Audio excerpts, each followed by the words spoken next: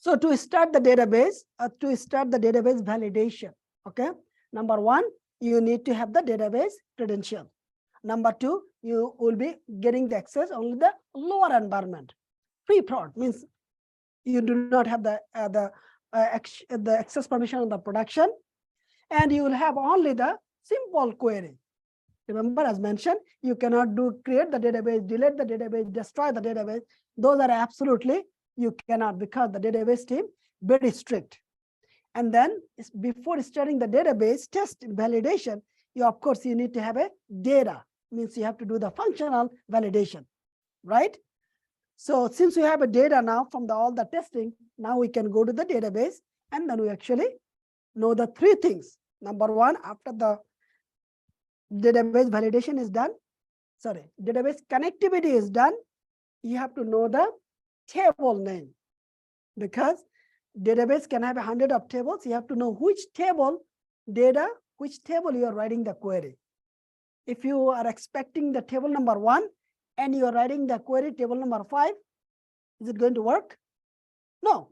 You have to know which database table is holding your data. You have to go that table, you write the query, you're good. That's it. So now you can verify what you produce on the API testing. You are expecting the same data is storing on the database. You will see that. If it is matching, validation is done, you're good. So it is your end-to-end. Okay, let's start then. Okay.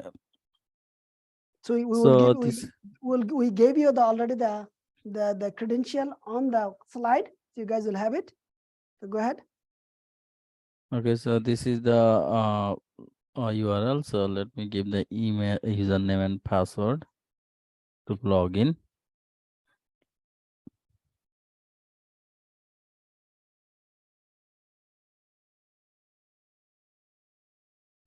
Okay, so after login here, then we just expand the servers.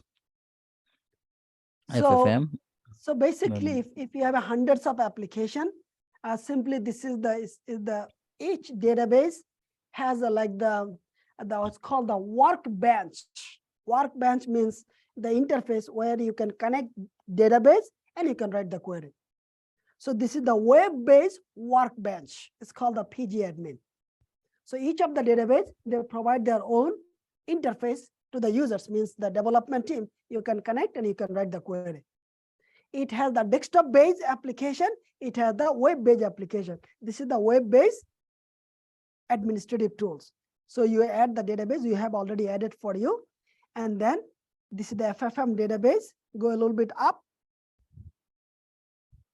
So you see that this is the schema, under the schema, and then there will be the tables. Thus you can see the tables, and there is 17 tables for the FFM.